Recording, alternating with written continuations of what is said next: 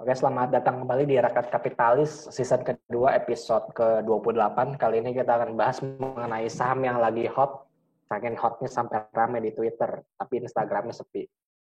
Kita bahas saham dari LAK yang turun dari titik tertingginya sampai ke hari ini, turun 85%, di mana saham LAK ini ditransaksikan oleh salah satu financial planner, ya J lah depannya, gue nggak mau sebut apa, kalian juga pasti tahu lah apa, dimana saham ini sempat ditransaksikan dan sempat untung, kemudian malah sekarang jadi ruginya lumayan parah.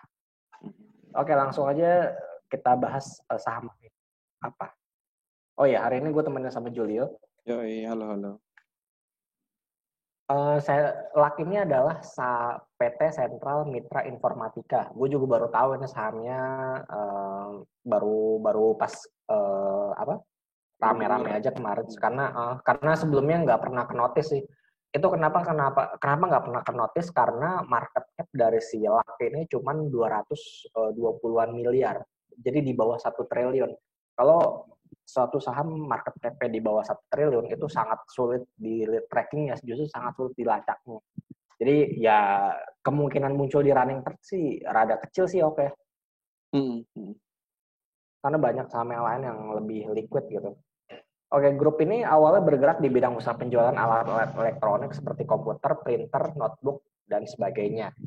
Klinik usaha LAK ini meliputi penerbitan, desain, dan cetak grafis, percetakan majalah, tabloid, media massa, dan dokumen. Kemudian ada industri komputer dan perakitan komputer, perdagangan besar komputer, kemudian ada perdagangan besar piranti lunak, ada software, ada jasa keahlian juga dibilang teknologi informasi, kemudian konsultasi keamanan informasi, kemudian ada aktivitas konsultasi komputer dan manajemen fasilitas komputer lainnya. Kalau kalian perhatikan baik-baik, ini sebenarnya ada saham yang sejenis dengan si LAK ini di Bursa Efek Indonesia. Namanya itu, bentar. Aduh, gue lupa namanya. Bukan Anabatik, gue agak lupa. Pokoknya itu Metrodata. di Metrodata Electronics, MTDL. Ya.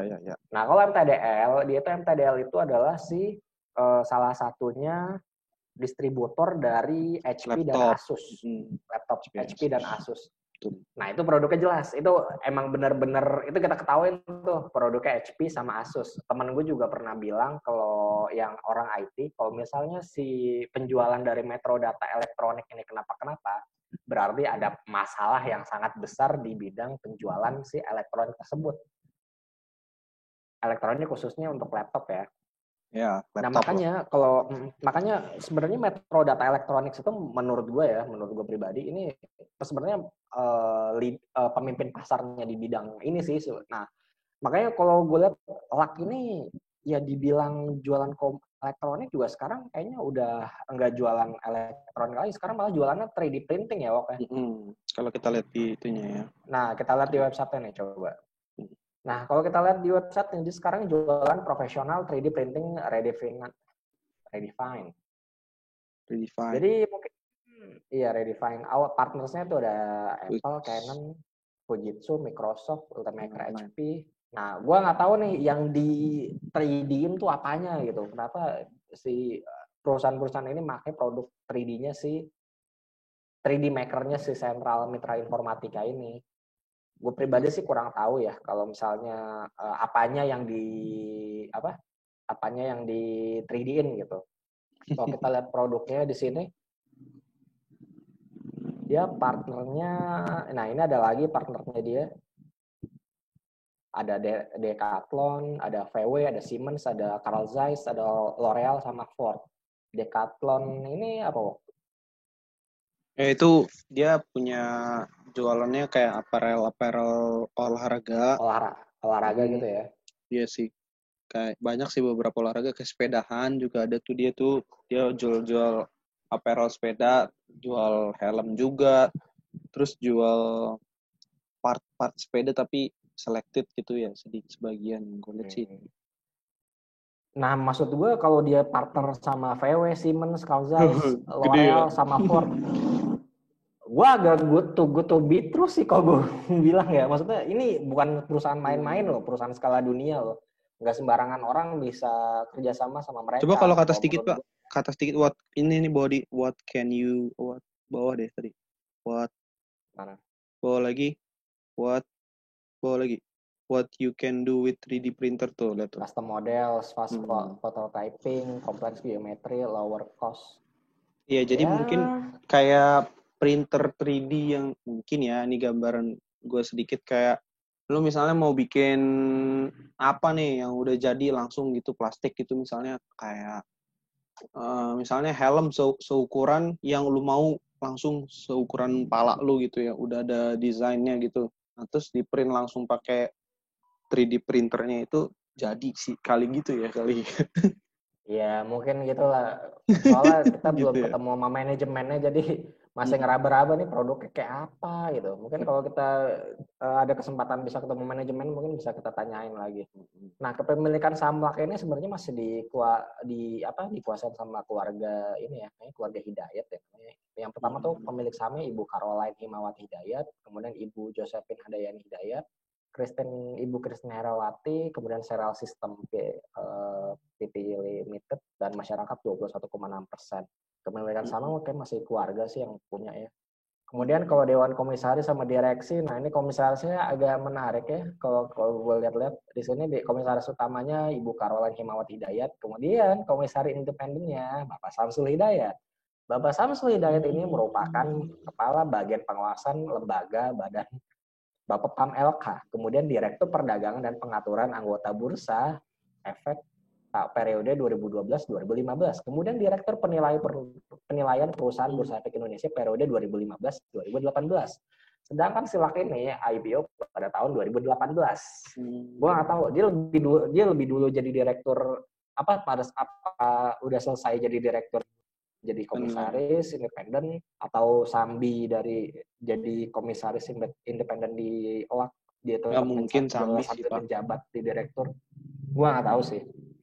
Emang boleh? Nggak boleh lah. Jadi Gua nggak pejabat. tahu peraturannya. Lebih lebih tepatnya gua nggak tahu peraturannya Oh kalau gua. iya ya. Kalau gua lebih tepatnya gua nggak tahu. Mhm. Setahu gue sih, setahu Oh. gue ya, itu dimungkinkan sih. Pernah boleh deh, kalau nggak salah. Kalau nggak Iya. salah ya. Mhm. Cuman mungkin kalau ada yang bisa share, mungkin bisa di komen sih peraturannya boleh apa enggak si direktur dari bursa itu ngejabat sebagai komisaris di perusahaan terbuka. Kalau dia masih ngejabat, kalau dia ini sambil ngejabat ya, bisa aja kan dia udah melepas jabatannya di Bursa Efek, kemudian dia jadi komisaris di Silak. Itu bisa terjadi. Mhm. Itu bisa terjadi sebenarnya kayak gitu. Nah, kemudian gimana kinerja lak? Kinerja lak ini kalau kita lihat sales breakdown itu adalah trading. Jadi perdagangan sebenarnya ya, dia mungkin ngejual 3D printingnya, ngejual produk-produknya dia sekitar 85% di kuartal pertama dan 14% itu menyewakan. Dia nyewain mesin fotokopi, nyewain mesin-mesin IT segala macamnya lah. Nah, kalau kita lihat juga revenue-nya dia itu kecil sih, 97 miliar. Kemudian naik ke 102 miliar dan 133 miliar.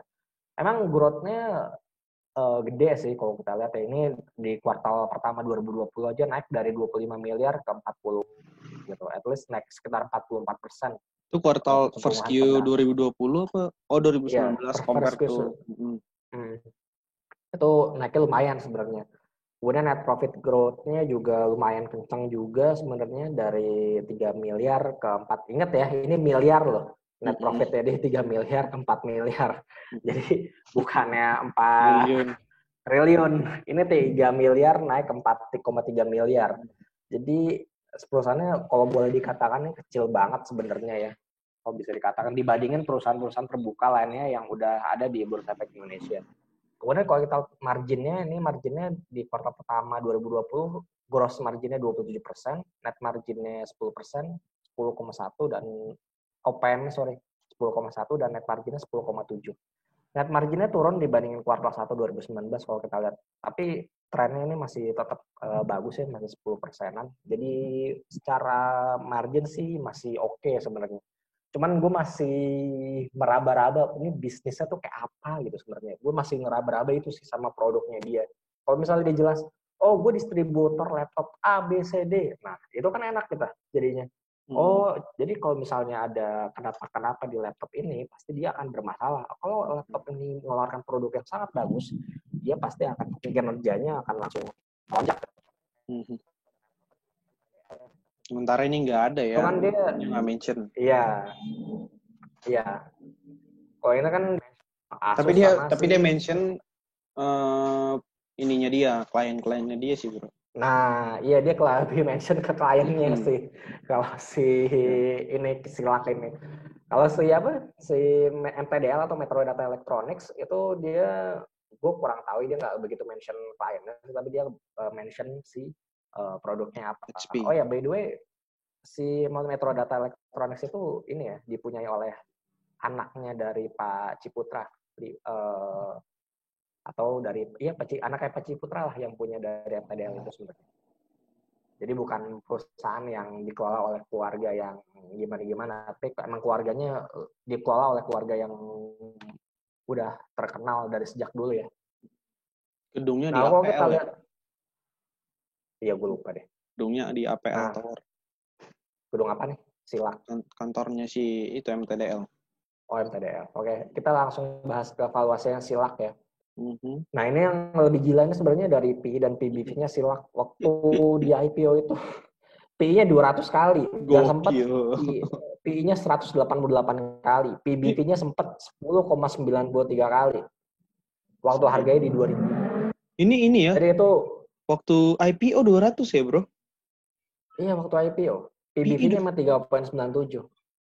Wah, jadi emang bener-bener gila-gilaan sih kalau menurut gue ya.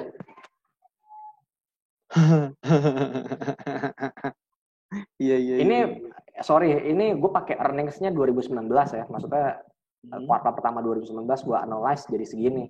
Gue nggak tahu, gue ngeliat prospektusnya di Silak ini, di prospektusnya dia nyantuin PI berapa ya.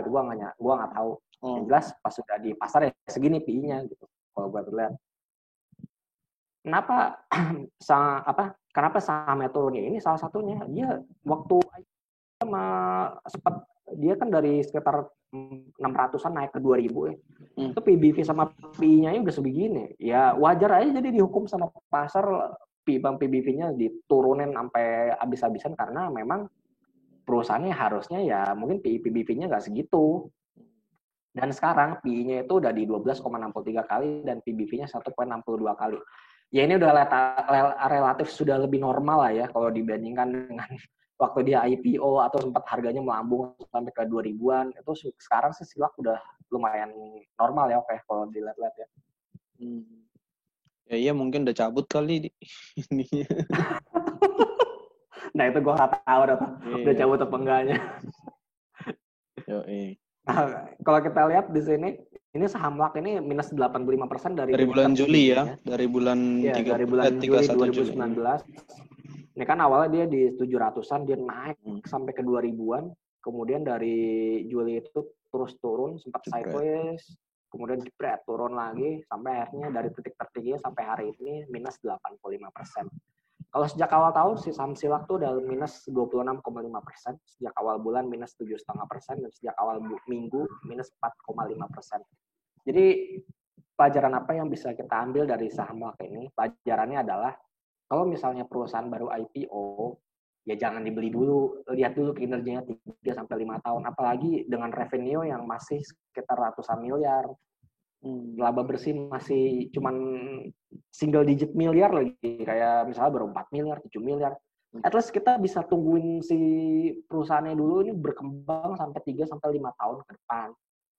Kalau misalnya si perusahaannya dapat konsisten terus tumbuh dalam 3-5 tahun, misalnya dalam 3-5 tahun dia terus tumbuh 40%, 20%, 30%, 40%, 20%, 30%. Sampai 5 tahun berturut-turut dia mampu mencatatkan kinerja seperti itu, berarti memang produknya itu sangat bagus dan perusahaan itu dapat memang memanfaatkan momentumnya pada saat dia IPO, benar-benar dananya itu digunain untuk ekspansinya dia. Jadi kinerjanya terus bertumbuh sampai signifikan gitu.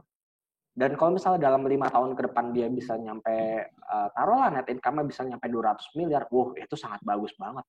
Atau 5-10 tahun ke depan sampai 200 miliaran atau 100 miliar, itu bagus banget. Berarti ini emang perusahaan emang layak untuk kita investasikan dalam jangka panjang karena ini masih dalam fase pertumbuhan sahamnya sebenarnya. Nah, selanjutnya mungkin kita ke market preview aja ya kalau untuk selanjutnya. Untuk market preview kita lihat dugaan gue sama Julio salah total karena ISG naik lagi. Gile. Naiknya sampai 5.145 dan saham yang sangat hot adalah KF dan INAF. KF dan INAF ya? Sorry. INAF. Kalau kita lihat. Gokil. Sahamnya gokil sih. Kalau ini sempat gara-gara sempat ke 5.000 berapa tuh? 5.000 sampai 6.000 malah pernah sih INAF. Waktu dulu ya, waktu zaman masa kejayaannya dia sempat 6.000. Jadi ya memang bukan saham yang emang bisa, tapi ini perlu diingat ya, ini bisa naik segini turunnya bisa juga cepat juga. Ya sebenarnya sih hati-hatinya itu aja. Story-nya gara-gara ini Pak, obat COVID. Ya bukan sih? Iya, story-nya itu vaksin. Story-nya gara-gara vaksin. Iya. Kalbe Pharma juga naik kok. Tapi nggak sekenceng ini. Lumayan juga kok. Nggak segitunya. Iya. Nggak tahu deh. At least dia naik lah. Iya sih. At least dia naik lah. Kan beda lah KLBM sama INAF. Iya kan ini BUMN. Kan yang naik berarti yang naik BUMN kan. INAF sama KF. Iya, naik BUMN ya. Nah, kalau kita lihat di sini ISG udah 5.145. Ya mungkin besok masih bisa antara lanjut kalau enggak koreksi tipis sih kalau gue bilang. Kayaknya besok lanjut deh, Bro. Lanjut ya? Iya. Salah kita ya. Mungkin iya salah. Mungkin sampai akhir bulan malah lanjut terus naik nih ke 5.400-an jajan. Pelan-pelan gitu ya. Kita nggak sadar naik. Iya. Nah, yang sebaiknya sih saran gue kalau misalnya lu masih porsi saham lu masih lumayan besar ya nggak apa-apa. Asal lu pilih sahamnya tuh yang benar-benar oke gitu loh. Jangan sampai saham-sahamnya ya yang susah naik, nggak bisa naik sama sekali. Kan saham banking juga kemarin-kemarin kan naik gitu kan. BCA nggak begitu sih, BCA masih side saja. BRI gimana BRI? Gitu-gitu aja. BRI juga masih side gitu-gitu yang aja. kenceng Mandiri, Bro. Mandiri. Mandiri tadi sampai naik 5% ya. Oh iya. 5.700. Wow, aku cuan. 5,1%. Aku cuan. Itu gila juga sebenarnya. Itu gila juga. Aku cuan belinya cuma 1.500.000 tapi. Sakit. Ya nggak apa-apa lah. Nggak apa-apa lah. Iyalah. Kalau kita lihat saham-saham ayam-ayaman gimana? Oh, ini Cepin juga naik sih. Tadi Cepin naik 3%. Udah di atas 6.000 ya. Iya, Java liatin. Java juga ini saham kesayangannya Julio dulu sayang udah dijual cepetan. Iya. Itu udah mau balik lagi ke ini kok gue bilang nih ada peluang nih Java nih. Kalau gue lihat-lihat ya. Ini Java ada peluang nih. Ini harganya Java dia ada kan peluang. Waktu itu 2.000, Bro. 2.000 sekian. Iya, 2.000 sekian. Gue beli di 750. Iya, lu kan tahun berapa? Di tahun 2016 kan waktu itu. 2016-an. Bener banget. Gue beli di GoPay, terus beli lagi di 700. Iya, di situ. Gila ya, mantap ya. Ini sebenarnya ada peluang untuk naik sih kalau gue lihat ya. Ini harga ayam juga. Harga ayam masih mahal. Ini ada peluang untuk naik loh. Supportnya naik. Ya, gue lupa polanya apa ini. Divergent. Kalau nggak salah sih ini, gue lupa polanya apa. Ini salah satu yang kalau makin menyempit kemungkinan Divergent bisa breakout triangle, divergent. Divergent. Lupa lah pokoknya apa. Intinya sih. Descending apa? Descending triangle. Lupa gitu. Kan turun kan gitu maksudnya. dengan stokastik yang segini, kemudian juga sahamnya naik, ini kemungkinan besar bisa kelanjutan peluang untuk naik sih. Kalau kita lihat main juga hampir sama polanya. Tadi naik signifikan juga. Jadi saham-saham ayam-ayaman kemungkinan besar bakal manggung ya untuk minggu ini sampai minggu depan kemungkinan ngegantiin panggungnya saham-saham Inaf KF kalau gue bilang Oh, sih. Inaf KF juga sih. Ya. Gue bilang akan ganti panggung ke saham-saham si ayam-ayaman. Jadi lu perhatiin aja deh saham-saham ayam-ayaman sampai dari hari Jumat besok sampai minggu depan. Itu kemungkinan besar ada peluang. Oh, saham-saham konstruksi juga, terutama PTPP ya. PTPP naik lumayan signifikan hari ini. PTPP? 70. Oh. Ini juga masih ada peluangnya lumayan, kalau gue bilang. Karena dia breakout. Ini juga ada peluang. Mungkin ke 1.200 bisa sih kalau gue lihat. Jadi ya itu saham-saham yang lumayan bisa ngasih kita peluang di kedepannya. Kalau Inaf KF, kalau lo udah punya ya syukurin aja, alhamdulillah gitu. Lo kan dalam 3-4 hari dalam 3-4 hari merem aja dulu udah bisa ada next pro.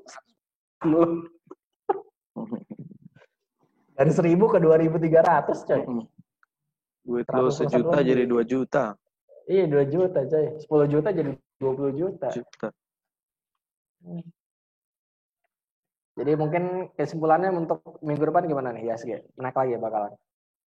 Naik lagi. Taunya kok balik nih. Coba ya, kita apa ya? bilang beres aja. Gak ada sih. Tapi kayaknya sih naik deh bro. Ini mungkin ada ini kali secerca harapan dari vaksin COVID-19 ini. Ya, gue nggak tahu ya. Kalau misalnya based on ini sih peluang untuk melanjutkan kenaikan sih ada. Cuman ya mungkin bisa aja koreksi dalam dulu sebentar terus naik lagi. Nah, Bisa itu aja tinggal gitu ditunggu kapan koreksi dalamnya aja. Nah itu.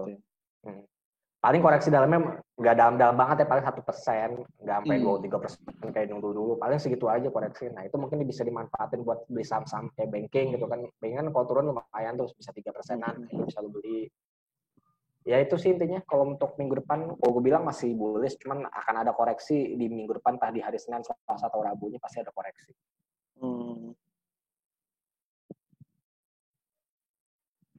I see. Ya mungkin itu dulu untuk dari Rakyat Kapitalis. Jangan lupa untuk like dan subscribe ya atau YouTube channel kami di Rakyat Kapitalis. Kalau ada pertanyaan bisa kirim ke email kita di rakyatkapitalis@gmail.com atau Twitter kita di DM aja dari Kapitalis. Jangan lupa untuk dengerin podcast kita di Spotify dan Kurio Rakyat Kapitalis. Gua Farhan dan Julio pamit undur diri dulu. Kita akan berjumpa kembali di episode berikutnya. Bye-bye. Bye-bye.